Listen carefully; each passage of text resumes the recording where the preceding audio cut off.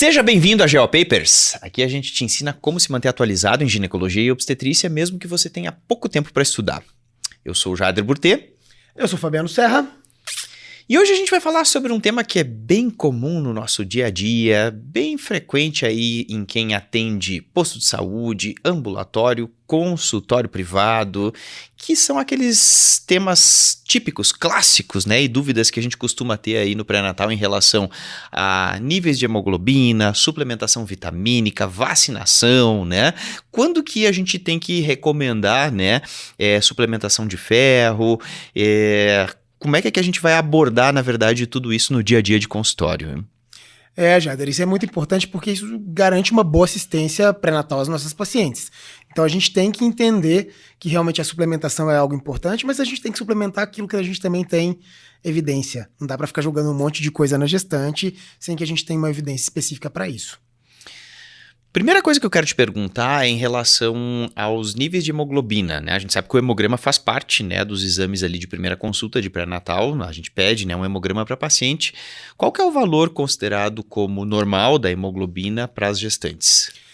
Para as gestantes, a hemoglobina considerada normal é acima de 11. Né? Se a gente tiver uma hemoglobina abaixo de 11, a gente vai falar que essa paciente tem uma anemia na gestação. É importante lembrar que a gente diferencia os níveis de hemoglobina também em uma anemia mais leve ou uma anemia um pouco mais grave.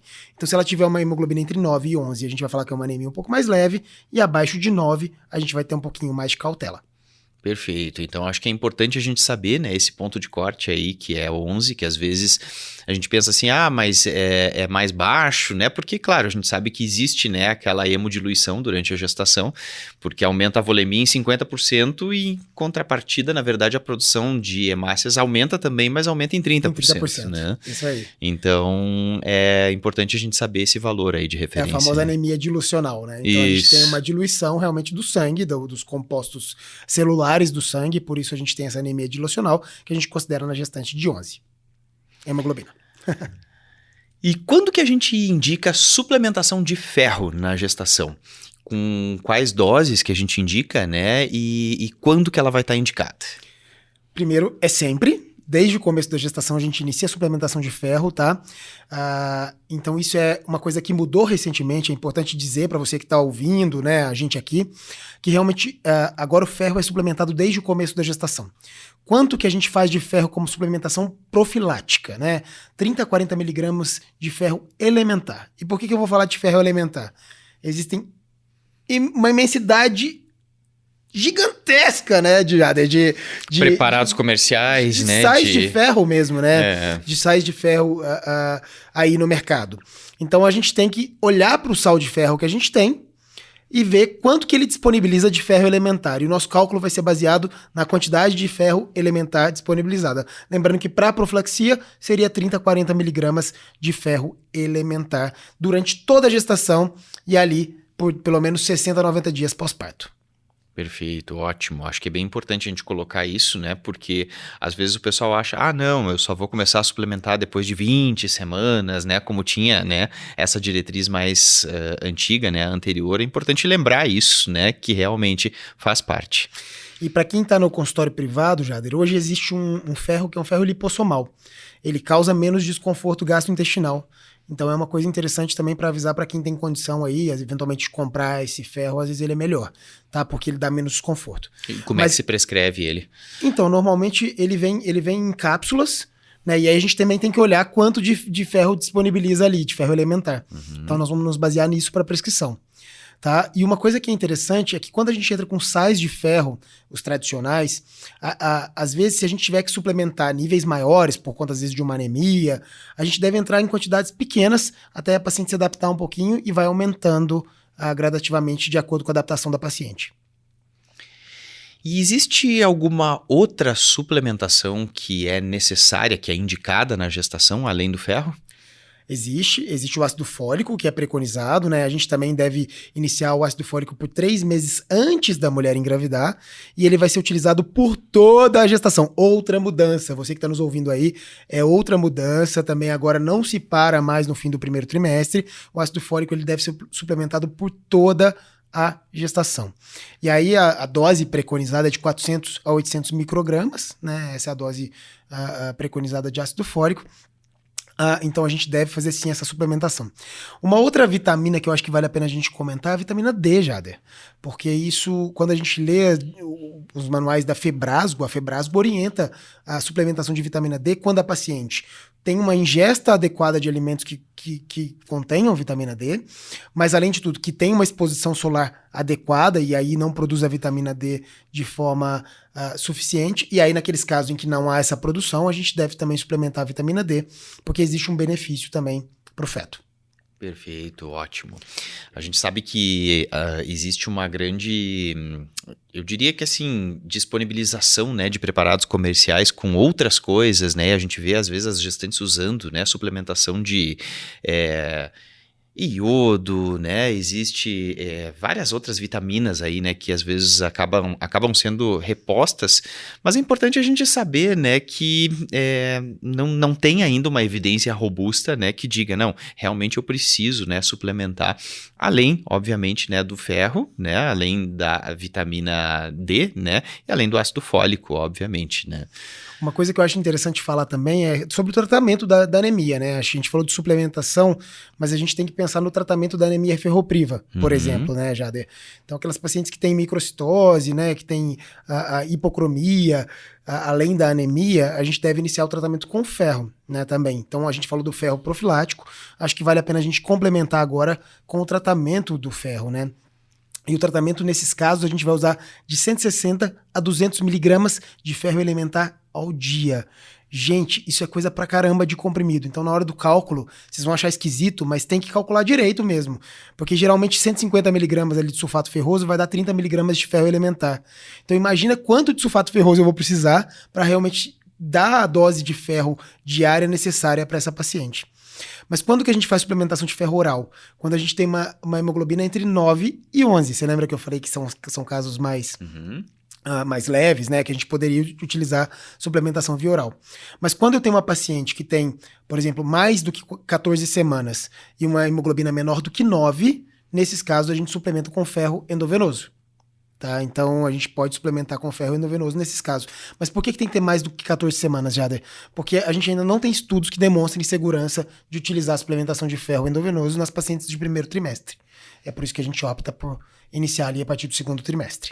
O primeiro ele é sempre aquela caixa de surpresas, né? Não adianta, a gente tem que ter parcimônia aí em olhar para o primeiro trimestre, porque a gente sabe que é o período da embriogênese, da organogênese, né? Então, realmente, a gente precisa ter, né, aquelas evidências bem sedimentadas e bem estudadas, né? E bem comprovadas para realmente a gente ter segurança, né, em prescrever. Então, só recapitulando a questão do ferro aqui, 30 a 40 miligramas para ferro profilático, né, na gestação, do começo da gestação até o pós-parto. Se a paciente tem anemia entre 9 e 11, eu vou suplementar ali na verdade eu vou tratar, né, entre 160 a 200 miligramas de ferro elementar, tem que calcular ali o sal, e se for abaixo de 9, a anemia, hemoglobina abaixo de 9, eu vou entrar com ferro endovenoso. Muito bom, excelente. Acho que bem prático, assim, bem pro dia a dia mesmo de quem faz pré-natal, dos pré-natalistas, né? Acho que foi ótimo, muito bom. É isso. Fabiano, em relação à vacinação, se a gente for falar assim, ó, sobre calendário vacinal da gestante, que é outro ponto que às vezes causa dúvida, causa um pouco de controvérsia, qual que é a recomendação atual, né, de vacinação para gestante? A gente tem aquelas vacinas que são as básicas, né, Jada? Que são as preconizadas pelo Ministério da Saúde, que a gente deve fazer para toda e qualquer gestante. Quais que são elas? Influenza é a primeira delas, que a gente deve fazer em qualquer trimestre de gestação. Então, se a paciente estiver no primeiro trimestre, pode fazer influenza? Pode. Lembrando que a influenza é sazonal, então se ela não fez esse ano, já está no final do ano, por exemplo, né? Virou o ano, vamos esperar a influenza quando ela voltar, porque às vezes fica um período sem a vacina disponível, porque a vacina é disponibilizada no começo do ano para pegar justamente o período em que existem mais casos de influenza. A segunda vacina que é importante a gente lembrar é o coronavírus. e o coronavírus, a gente tem que olhar para trás e ver se essa mulher fez uma vacina pelo menos há 6 meses. Se ela tem mais de 6 meses vacinada contra o coronavírus, vale a pena fazer uma dose a mais.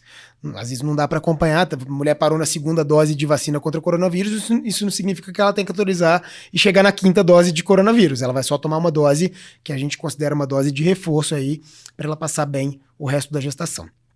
A 3ª vacina que é importante é a vacina de hepatite B. Mas aí a gente tem que ter um olhar específico para esses casos. Por quê? As gestantes mais jovenzinhas, elas já têm vindo com o calendário vacinal atualizado para hepatite B. Então, às vezes, elas já chegam para a gente vacinadas para hepatite B. Então, a gente vai ter que olhar se ela tem um histórico vacinal de vacinação para hepatite B. Se ela tem histórico vacinal, ela não precisa ser vacinada de novo. Preciso coletar o anti-HBS para confirmar que ela não precisa.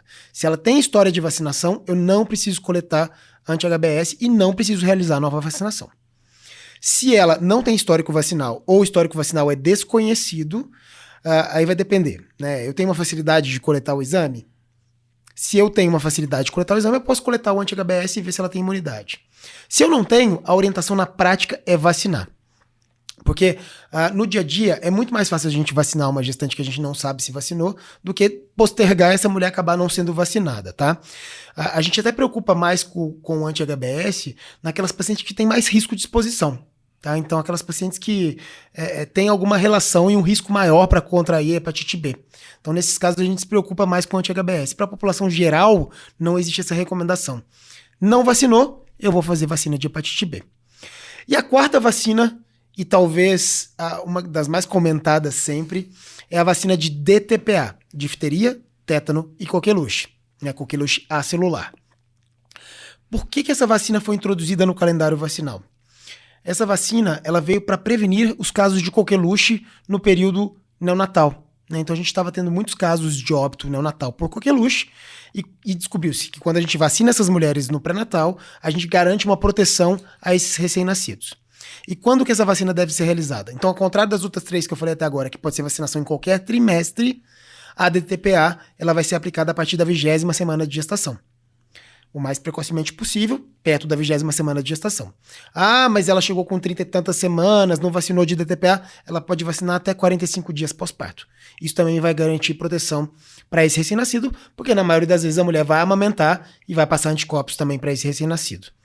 Então, lembrar que a DTPA antigamente era um intervalo menor de vacinação, era de 27 a 36, isso já mudou, é de 20 semanas de gestação a 45 dias pós-parto. E essa mulher vai ter que vacinar a cada gestação. Então, se ela engravidou agora, daqui a 1 ano ela engravidou de novo, ela vai tomar outra dose de DTPA. Lembrando que a DTPA ela não é isolada, a gente tem que sempre olhar para a vacina do tétano também. Porque a vacina do tétano elas são 3 doses. Então a gente precisa garantir que essa mulher tenha tomado 3 doses durante a vida. Ou ela vai tomar a 3ª dose ali na gestação, né? Então se ela tomou 2 doses na vida, ela vai fazer uma de DTPA. Se ela tomou 1 dose na vida, ela vai tomar uma de DT e uma de DTPA. Se ela nunca tomou vacina de tétano na vida, ela vai tomar 2 doses de DT e uma de DTPA. E se ela tomou as 3 doses, tá com o calendário todo em dia ali, é só DTPA em toda a gestação. Se ficar grávida 20 vezes, serão 20 doses de DTPA. Simples assim.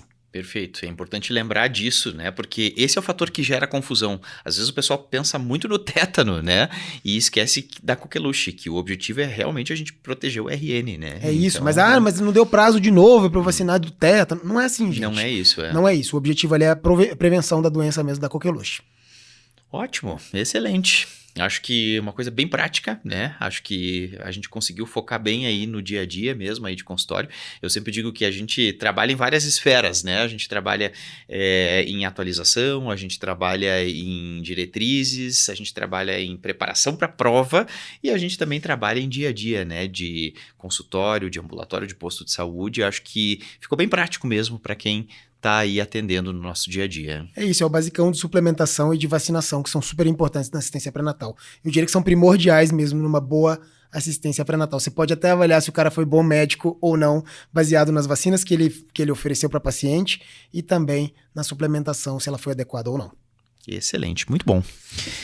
Gente, muito obrigado aí então pela atenção de vocês, pela audiência de vocês. A gente está sempre trazendo cada vez mais conteúdo aí, como eu falei, né? Conteúdo bem prático, bem para o dia a dia, bem para quem está realmente aí atendendo. Conteúdo para quem quer revisar, quer se reciclar, para quem quer prestar prova. Então a gente tem aí uma esfera, aí, um leque aí de atuação em vários elementos aí, né, que compõem o conhecimento na especialidade. Super obrigado e podem nos dar feedback. A gente está sempre com portas abertas aí para receber os feedbacks de vocês. Obrigado. Obrigado, gente. Até mais.